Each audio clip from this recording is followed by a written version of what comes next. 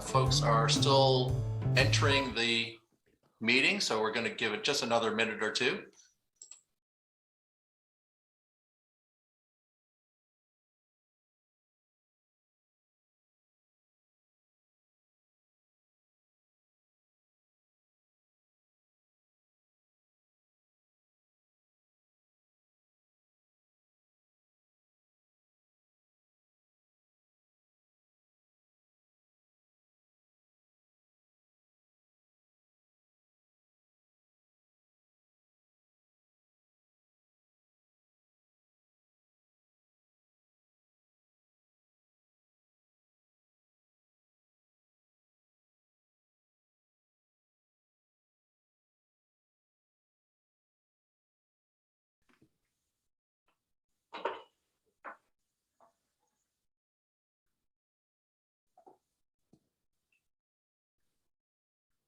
All right, it's a few minutes past 6 and it doesn't look like anybody else is waiting to get in. So we'll start the meeting. Well, thank you all very much for joining us tonight. We really do appreciate it. This is our 6th public meeting on the I-89 2050 study. And tonight, we're really going to focus on the transportation climate actions and really for Chittenden County, not just for this quarter. And I should start off by introducing myself. My name is Charlie Baker. I am the Executive Director of the Chittenden County Regional Planning Commission, and glad to be with you this evening. Here's our agenda tonight. Welcome. So thank you for joining us.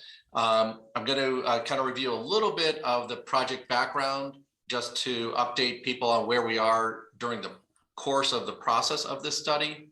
Then we'll talk about the Transportation Demand Management Focus Group, the Telework Evaluation. The 5th topic is how we use a strategic model to assess investments and policies to decrease vehicle miles traveled and greenhouse gases. We'll look at the strategic model evaluation and results. And really, probably at that point, we'll open it up for questions and discussions, and then at the end, get into next steps. Okay, next slide. So project background. So this is a graphic of the scope of work for this project with 7 tasks. And I know there's a lot of small print here that you probably can't read. So I'll just really just using this graphic to kind of summarize where we are in the process. The last time we had a public meeting last spring, we were nearing the end of task 4. Thank you, Eleni, for putting the cursor on that task. And at that point in time, we were focused on the interchange evaluation, and we had that public meeting. We got a lot of feedback about not addressing properly the climate emergency. And so now that we're in task 5 and starting to look at alternatives, and as we discussed some at the last public meeting, this meeting is really focused on the climate actions related to transportation that we evaluated. And of course, you can see we have a couple more tasks after we put together these alternatives. We evaluate them, look at an implementation plan and a final report. We are hoping to wrap this up this summer. Okay. And again, just to kind of go backwards, the last task, we looked at interchanges. We started with like 10 interchanges, narrowed it down to 3. And just to refresh your memory, we're looking at exit 12B, which is where 116 crosses I-89, exit 13 improvements, and exit 14 improvements, and some options at those locations. We're not going to spend any more time looking at those tonight. And then turning the page into alternatives, after the last public meeting, we met with the advisory committee and agreed that we would look at 5 different bundles. Bundle 1 being a no build, bundle 2 really being the subject of tonight's meeting, all the kind of non-roadway investments, so investments in transit, biking, walking, transportation demand management, and we'll also talk about different policy choices. And then in the next phase, we'll evaluate, I'm sorry, Eleni, can you go back there?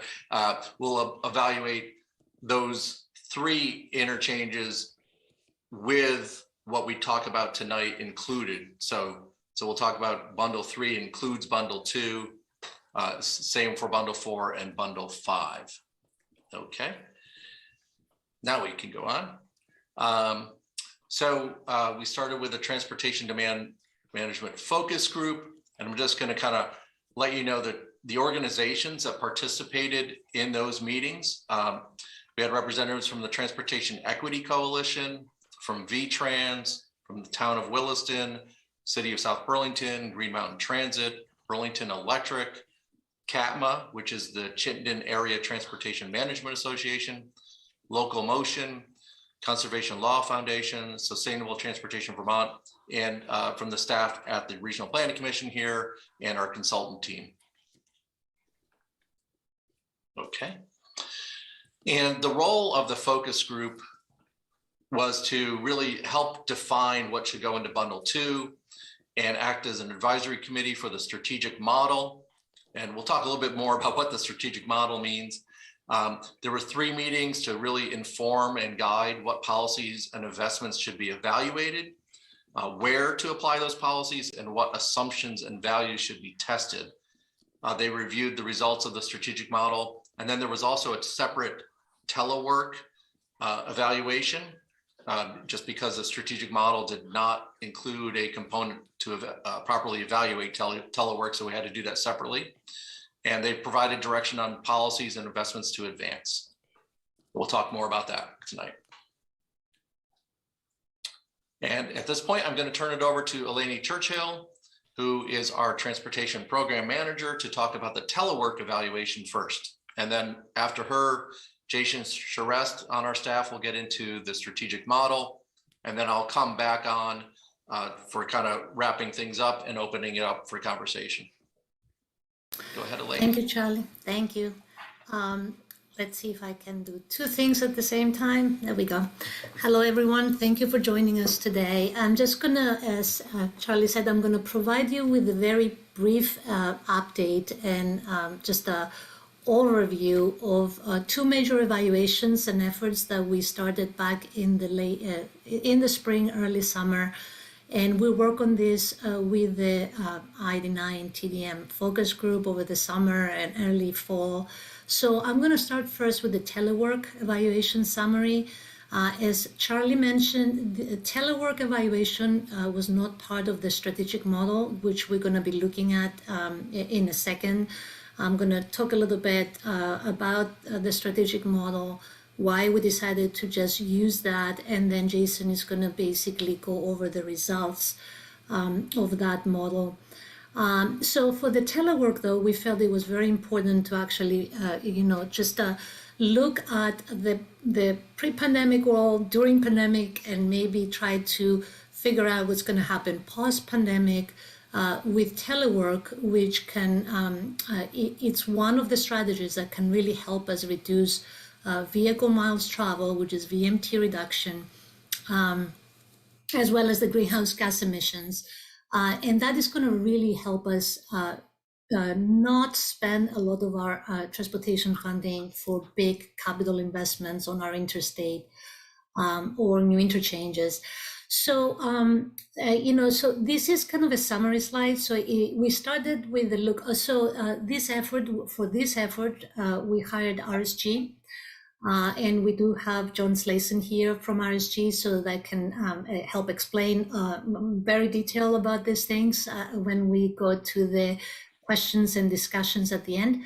But basically, at the high level, we started with a look at the national data at the second year of the pandemic, and then for 3 specific work categories: professional, mixed, and on-site.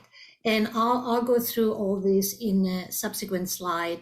And then we went from the national to the local, regional look in the greater Burlington area to see, basically the percent, how, within each category, the percent of employees that fall within each of those 3 categories that mentioned above. And then we looked at the commuter breakdown. How did the commuters travel before COVID? And then we investigated 2 different future scenarios for teleworking. And then we selected the most probable one, and we'll go over that in a second. So starting with the job category mix in our study area, and our study area is the greater Burlington area. As you can see on the left, you can see a number of jobs that are included under those three categories, the professional, mixed, and on the on-site. And that gives you an idea of what we mean by those categories. And then on the right here, you see a pie chart that shows, and this is, pre-pandemic, show you that in our area, 47% of the employees work in jobs that they need to be on site. So those employees cannot telework. They need to be, present at their work site. So we have approximately 53% of employees that belong into the mixed and the professional, category, that we can provide incentives for teleworking, make that, easier for them to do that. And from the two categories, the professional category is the one that is much more flexible to telework. Moving on in the commuter travel breakdown, that's pre-pandemic again.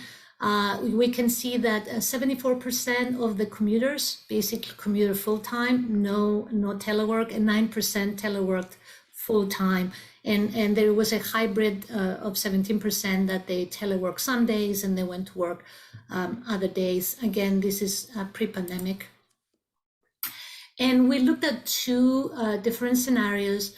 The first scenario that we looked at was approximately 50% increase in telework participation in the categories. And that basically resulted in an 11% reduction in daily vehicle travel, miles travel for commuters. So that's just one subset of all the traffic that you see out there. The second scenario that we looked at, but we did not chose to incorporate into the bundle 2, basically was based on data and results that we got at the very initial stages of the pandemic when we were all home. We had a state of emergency, and a lot of people stayed home and they teleworked, but other people stayed home because the businesses were closed. So we thought that that was an extreme scenario, and we're not proposing to use that. We're proposing to incorporate it, scenario 1, into the bundle 2 for the I-89 study. Moving on to the strategic model, that's again another effort that RSG assisted with, and we work with the TDM focus group. Again, they acted as advisory committee to this effort to help us, develop the model and choose the strategies and the investments to evaluate. Some of you know that Chittenden County has a travel demand model, and so there is a question, why another model? And the answer is, like, a strategic model is the best tool to evaluate high-level policies and investments to accomplish our goals. And our goal for bundle 2 for this study is to reduce vehicle miles travel, VMT, and greenhouse gas emissions, GHG. It's a strategic model is an econometric model, and I'm not going to go into deep what an econometric model is. John can explain all that, but it's just sufficient to say that this is really not a transportation model. So there is not a transportation network attached to this strategic model. These are just so this model is like, you create the model, you choose. And actually, before I say that, I think I have a slide that shows this. So this is the very high level kind of like model process for the strategic model. So you start with whatever goals you have. For our I-89 bundle 2, our goal is to reduce VMT and GHG. And then you choose what we call key drivers of change, which is your categories that you think that they're going to have an effect in actually accomplishing your goals. And then for us, for this study, we use land use, bike and pet share, transit improvements, electrification of the fleet for the greenhouse gas emissions. We also use pricing, fuel pricing, and Jason is going to go through that in detail, and some other categories, climate change included. And then within those, key drivers of change, or we included a number of policies and strategies and levels within those policies and strategies within those options, the investment options or packages. And of course, we ran the model, and then we got the outcomes and the metrics. One last thing that I want to just touch upon before I just turn it over to Jason is that the strategic model area that we developed this model for, it includes Chittenden County and the 5 surrounding counties. And that was very important for us because a lot of the travel is happening from outside into Chittenden County. A lot of people commute to come to work here in Chittenden County, and there are some of us that go to other counties to work. So we felt it was very important to include the whole kind of Northwest and Central Vermont in this model. Having said that, though, we had a lot more detailed data for Chittenden County, and there was a lot more granularity, in Chittenden County in this model. So with that, I will just pass it along to Jason to talk about the evaluation of the different, strategy options, investment and policy options, and the results. Jason? Great, thanks, Eleni. So as Eleni said, I'm just going to go through what we evaluated and then touch upon the results that came out, the outputs. And just to orient you here, I'm gonna go through probably 8 or so slides that are gonna look very similar, have this kind of structured sort of design to it. And on the left, we have levels 1 through 4, and then across the top, we have either a policy or investment option. And so each of those, either policy or investment option, has different levels to which they could have been evaluated.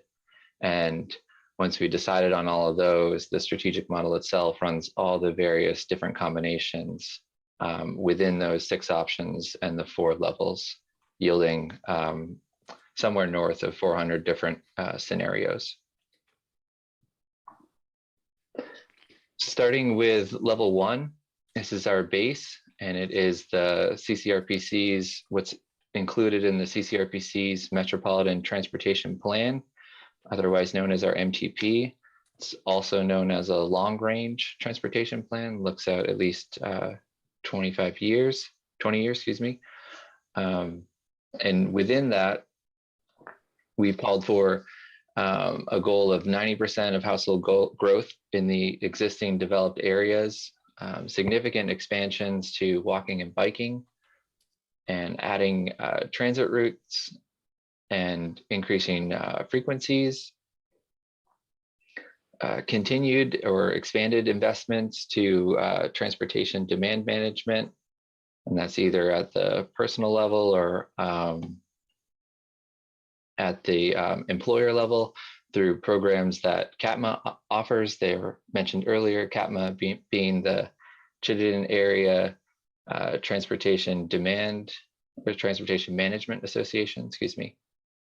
And then lastly, but certainly not least, in terms of its effect on reducing greenhouse gas emissions, is that we're calling for 90% of personal vehicles, including light trucks, will be electrified. And this is looking out at the future year of 2050.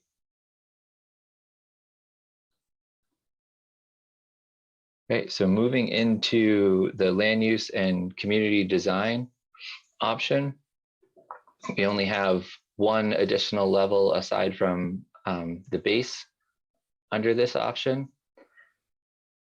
And I'm just noticing that there's a little bit of a text snafu on the base. I think I mentioned it earlier, the CCRPC's long-range transportation plan is also called our Metropolitan Transportation Plan.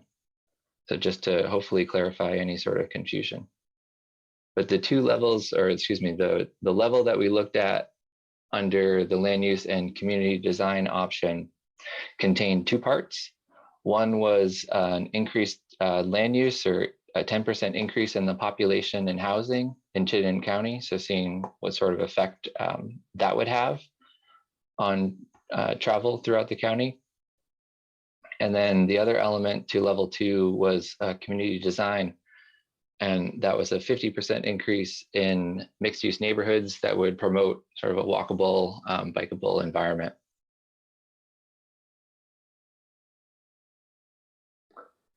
The next option was bike and transit, and there were 2 levels under that option in addition to the base. And the first component of level 2 was to double the trips made by bicycle throughout the region. And the second piece of that was a 50% increase in transit frequency and miles of service. And what we mean by that, or another way to think about that, is an increase in frequency is a decrease in headway. So if a bus comes every 20 minutes now, it could come every 15 or 10 minutes in the future, depending on that decrease in headway or increase in frequency. And then for level 3, we are continuing with doubling the bike trips. So there's no change to that component of the level. But for the transit, we're kicking things up a notch and looking at 100% increase in frequency and a 200% increase in the miles of service. And that's all throughout the model area, which, as Eleni discussed, is Chittenden County and the 5 surrounding counties.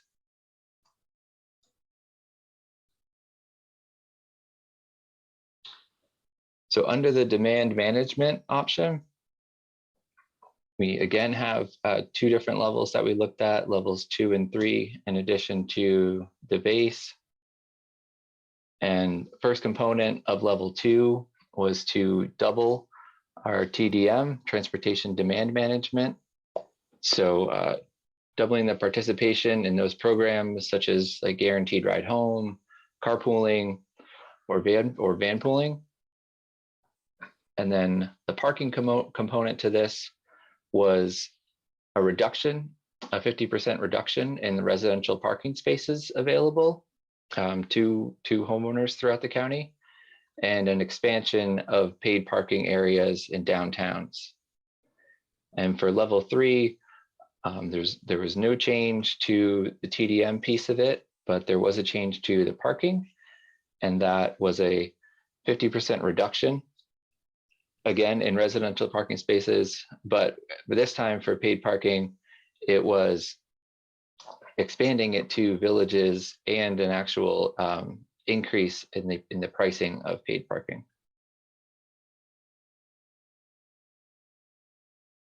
Under the pricing option, we looked at 3 additional levels.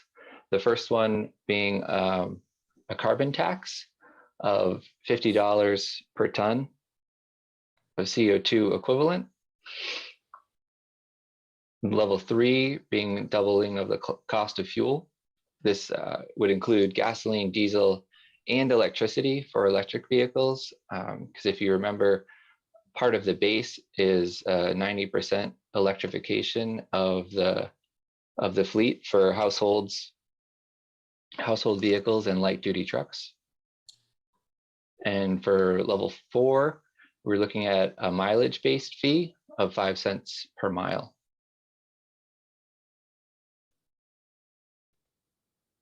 Next up, we have income. We had a couple different options that thought were just worth exploring here. What would happen if the middle class shrunk? So there was more people at the lower end of the income spectrum and higher end. And the thought behind this is, what would happen if the middle class had less of a travel budget? Would that push people towards less expensive modes? And then the opposite being the case for level 3, if the middle class was expanded, would that increase their travel budget enough that there would be much more travel? So because it would decrease the cost of travel by car.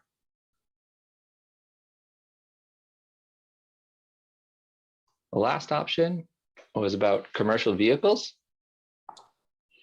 And this was a decrease in the cost of ride hailing. And ride hailing, if you're not familiar with that terminology, something like taxis, Uber, or Lyft services.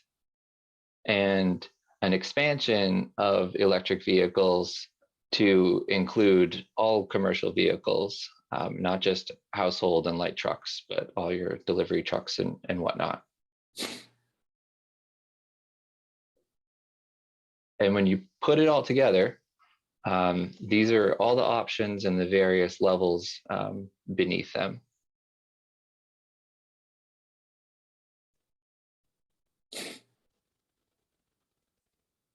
Here's a look at what the actual output looks like from the tool.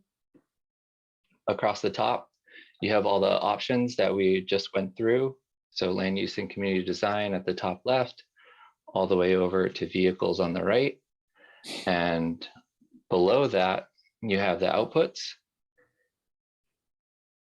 of the different metrics that we took a look at. So we have transit trips, walk trips, bike trips. BVMT is daily vehicle miles traveled. You'll see that listed in a couple different spots. It was looked at a few different ways. And then we also have emissions and fuel use to get at that greenhouse gas component that we were concerned about looking at.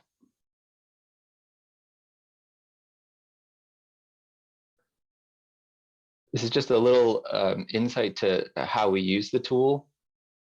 There's kind of a couple of different ways. You can select options at the top, or you can go down to the bottom and it has a slider sort of bar feature. So here we've highlighted, we really wanted to focus on, as mentioned earlier, how could we, what scenarios are most likely to help us decrease the amount of vehicle miles traveled per household. So in this screenshot that you're seeing right here, we've highlighted the ones where the blue bars that are highlighted there within that pink box are the scenarios that had the lowest daily vehicle miles traveled per household. And you can see there's 35 scenarios, thanks Eleni, that are selected as part of this subset.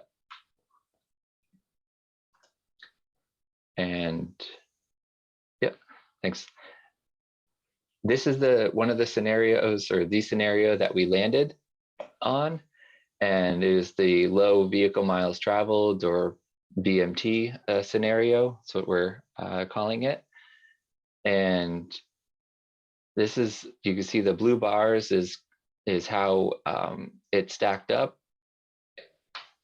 You can see the blue bar under the DVMT per household graph or chart is pretty much all the way to the left. And we don't have a picture of it, but we also looked at a greenhouse gas emission scenario. And that was just a little bit lower than what we're showing here. And on the, let's see, the next slide, this is kind of graphically where we're landing in our preferred scenario. And I mentioned that we also looked at a greenhouse gas scenario, and that's why we're including just a component of that level. The level 2 was to increase the electrification of commercial vehicles, but we're not including the decreased cost of ride hailing component. And for income, we are leaving that at the base because it didn't have that much of a impact overall in terms of people's daily vehicle miles traveled or greenhouse gas emissions. So we're just leaving that at the base level. And the only other thing I want to make mention of on this slide is under the land use and community design, we are looking to go towards the community design element of that level, but not the land use piece of that level. And the community design piece of that was to, I think it was a 50% increase in walking and increase in mixed use development, dense mixed use development that would promote that sort of behavior.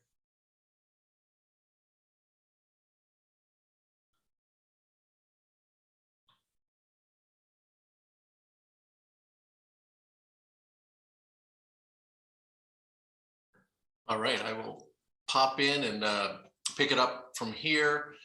There have been a couple questions in the chat that I'm going to hold on that for a moment just to summarize the conclusion and recommendations of this analysis that we've been doing over the last few months.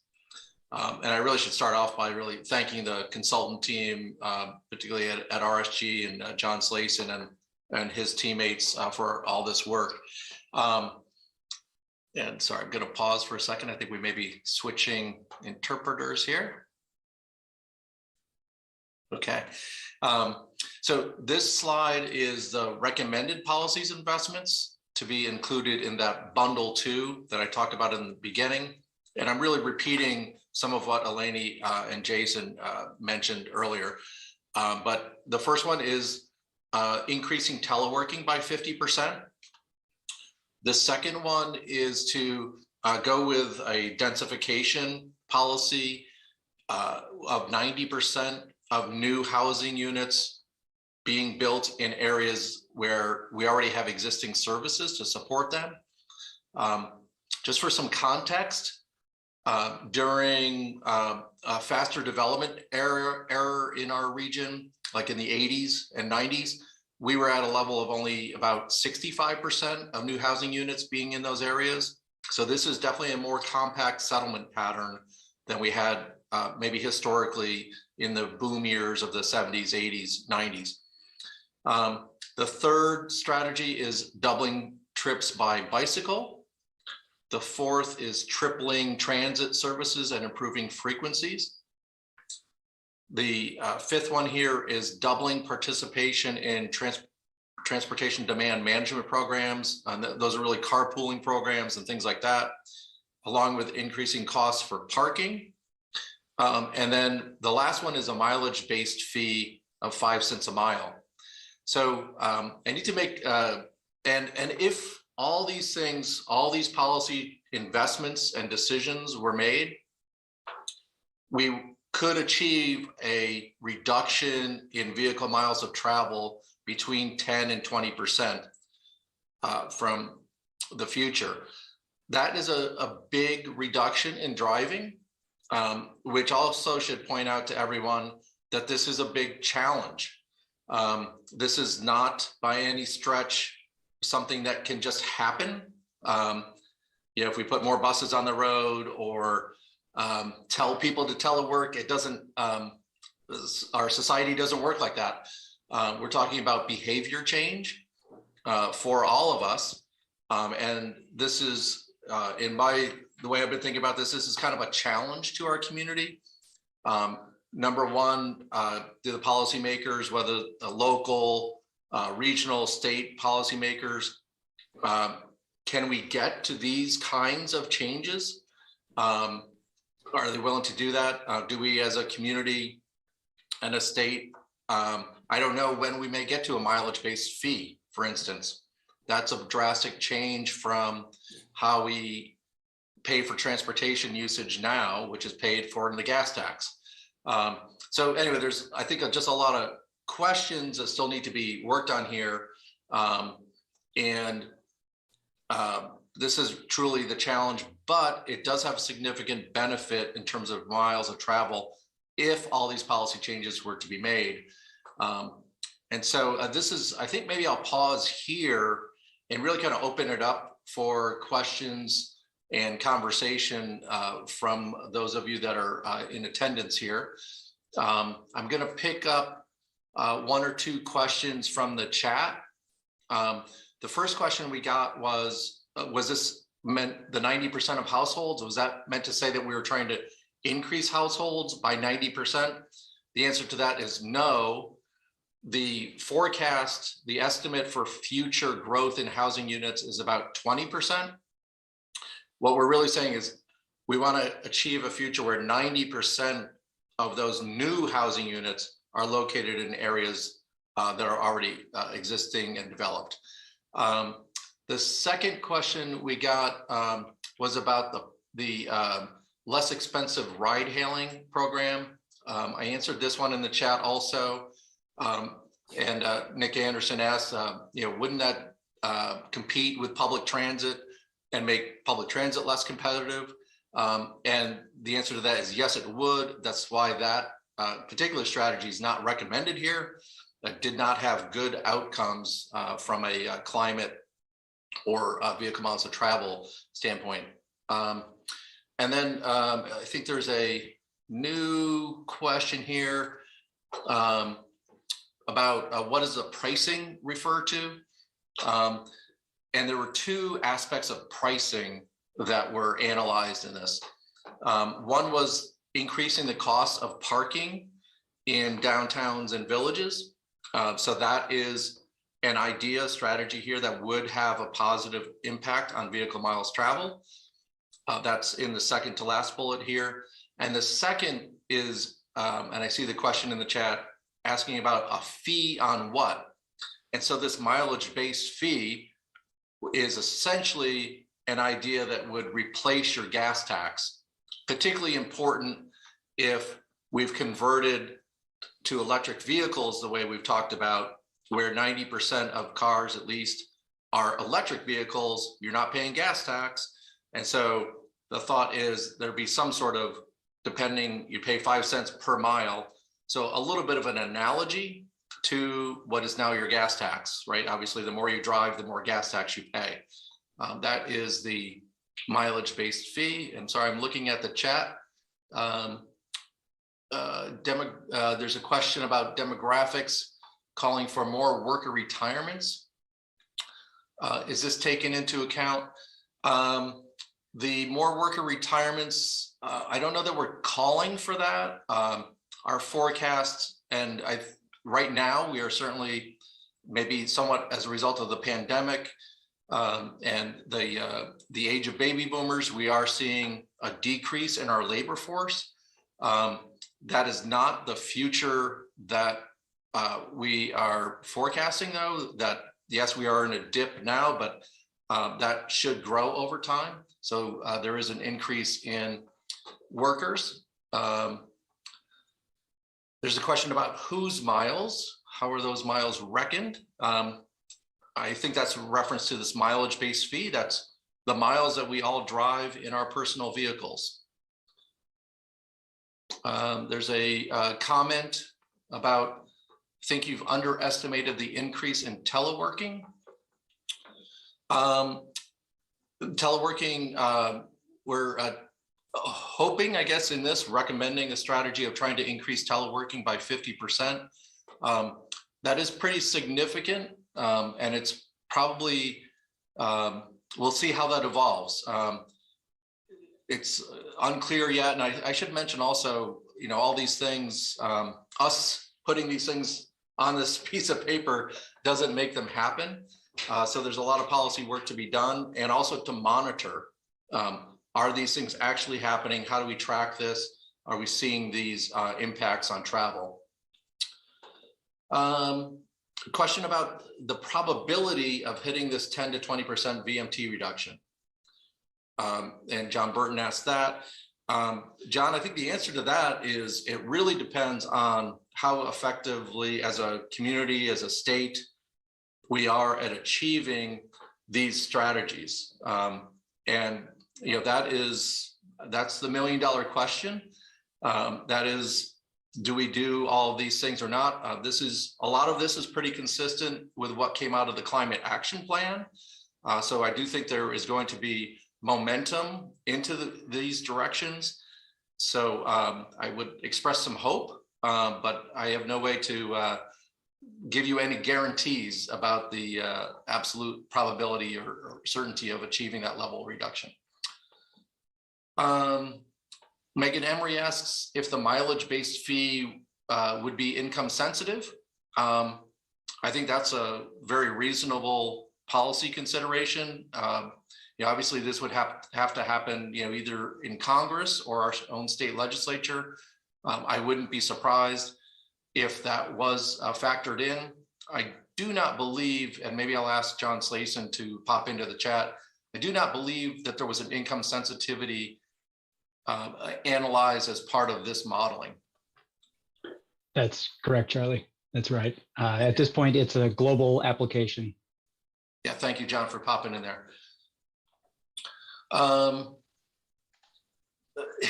sorry, another question about how the numbers of miles would be calculated or reported. I don't honestly know exactly how that might be done.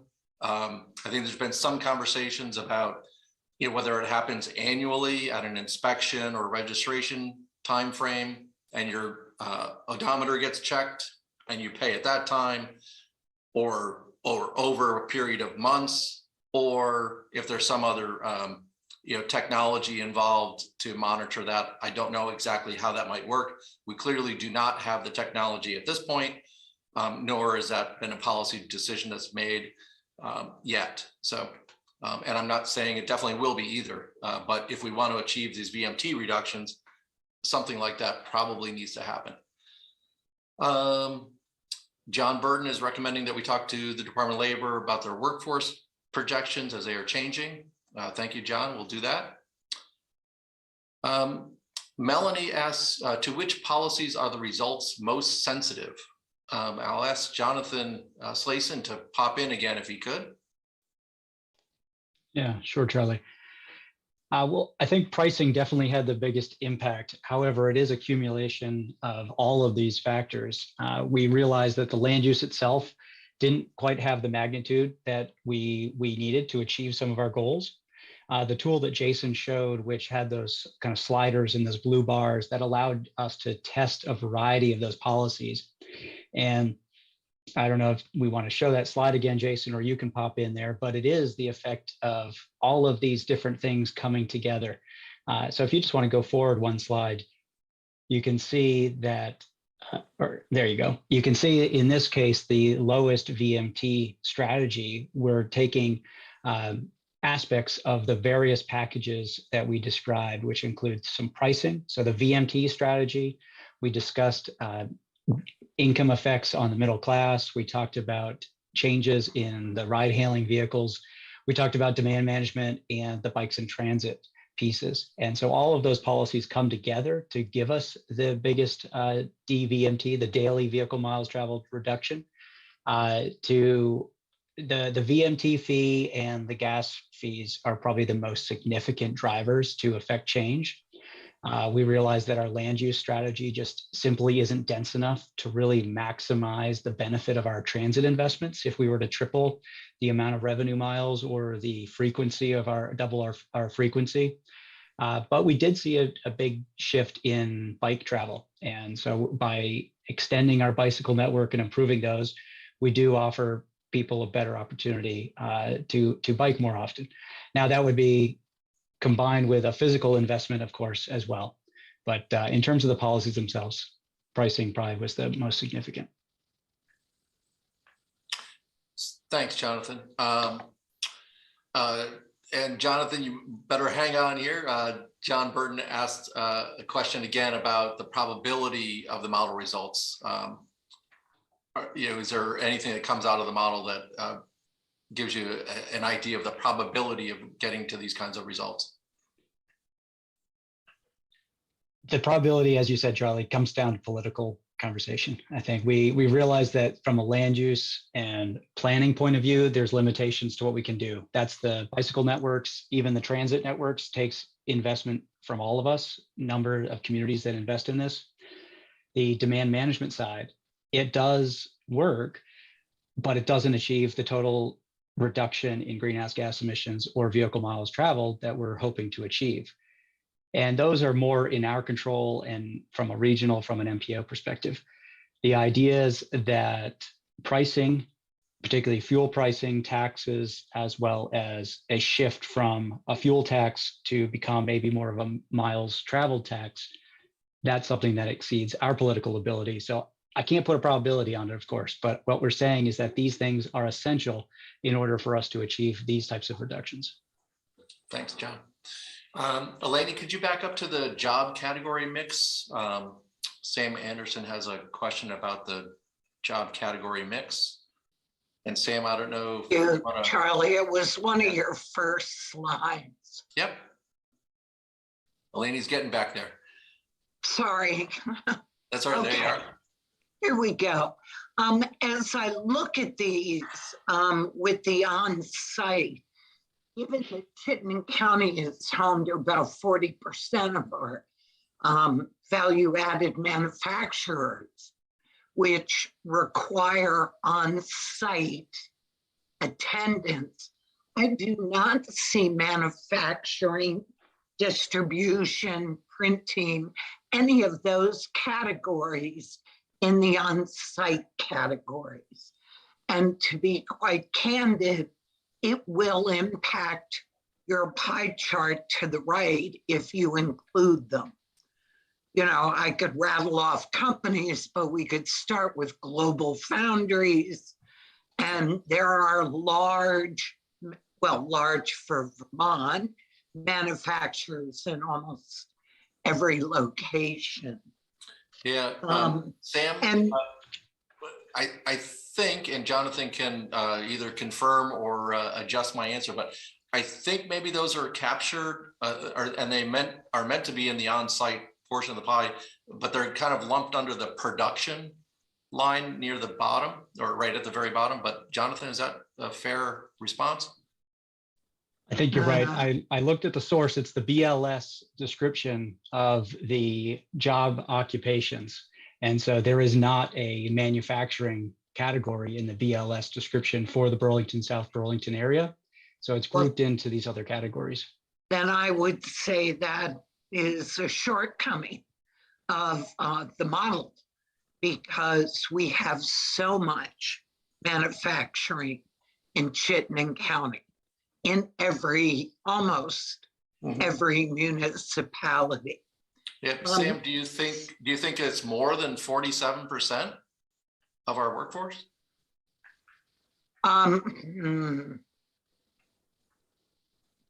We'll Sam, how about this? We'll review the numbers with you after the meeting and just kind of do a double check on this.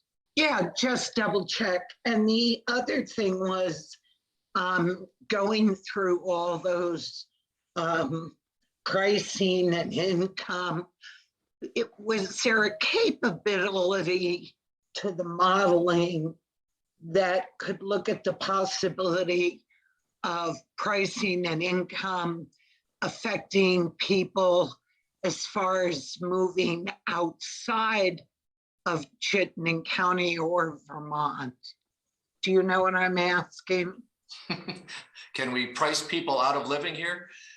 Jason, in what he was presenting, basically, given that we're in a workforce crisis, and for the rest of the participants, please don't misunderstand. I'm all for everything we can possibly do to address these issues in a proactive way. I truly am, but I'm just asking questions. Yep, Elena, you can move on to the next slide, I think, or the next couple of slides where we have the summary at the end there. And I think, Sam, I mean, obviously that is the public policy question. Nobody wants to price people out of living here. And so, and you know, we put these things, we did an analysis, but I don't want anybody to think that we're taking some of these recommendations lightly. They all have impacts, and certainly the two at the bottom in terms of pricing they're going to be the subject of a lot of debate before anything like that happens. Right. And I think, you know, is 5 cents a mile, you know, how does that compare to the gas taxes we pay now? It seems like a lot. I'm not quite sure the answer to that. It may be significant, it may not, I don't know. I haven't done that math. So anyway, I think that is a future question for sure, but thank you. Thanks. And John Burton is asking about, oh, sorry, Elaine, we still have a few more questions. If nothing's done, how much would increased congestion impact all this? Would more decide to change behavior if they experience gridlock? I do think this is, you know, based on my experience working in more urban places, that does have an impact, certainly in places with a lot of congestion, certainly if transit, and particularly rail transit, is an option. But I don't have a good answer from this analysis. Jonathan, do you have any sense of that, a response to that? I don't, Charlie, sorry. Yeah, okay. John, I think I'm not sure that congestion would help change behavior as much as we need to in terms of if we're trying to get to these kinds of VMT reductions. The reality is that the congestion that we face is not at a level that is starting to affect real travel choices. That could be an opinion, but I think that's basically spelled out because the level of congestion just doesn't register from comparisons to other urban areas. We're not sitting in traffic multiple hours a day. Yeah, that's a fair point. Pat Bradley asks, would the mileage fee be applicable only to Vermont or Chittenden County residents? If not, how would you apply it to out-of-state commuters, tourists, short-term travelers, et cetera? Yeah, thanks, Pat. And the mileage fee is definitely a very, very tough policy choice. And that's why I kind of made the reference to, not that clearly isn't happening by action of our board. It's not happening by action of any municipality. Could the state legislature do something like that? Maybe, but I will say your point is right on that most of the conversation I've heard about that idea brings it back to DC, and that this would have to be a federal policy change. And frankly, this has been a topic of conversation in DC, particularly with US DOT, about how to fund the transportation infrastructure of the country, which is now predominantly funded by the gas tax. And if we are successfully converting over to electric vehicles, that revenue is going to go down. What is it going to be replaced with? It is very much a national question. So that is a good point. Phil made a comment, and I think mostly that we are addressing some climate changes. So thank you, Phil. I know you had to run. And John, again, there is no mathematical probability.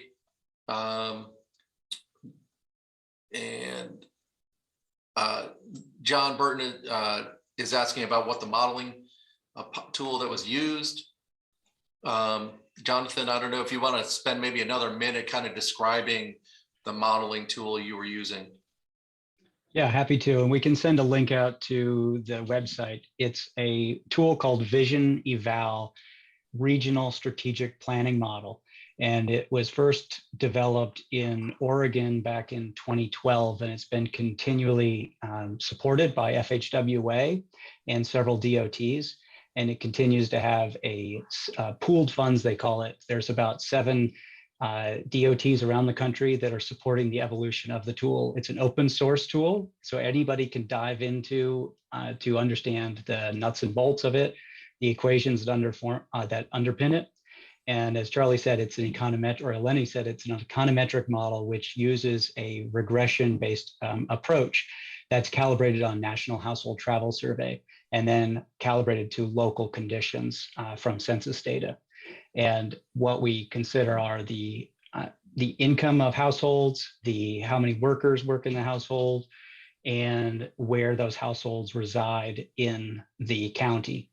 And so all of those conditions help us estimate how much travel is in demand by that household. And then that travel is changed by changing various factors, such as those that we've explored in this study. Thanks, Jonathan. And then John Burton is also asking, did you model how increased growth of surrounding towns would impact these patterns? And you're kind of, well, I guess I'll answer that question by saying we did not look at that particular issue in this modeling and analysis exercise. We have looked at that the last time we updated our long-range plan.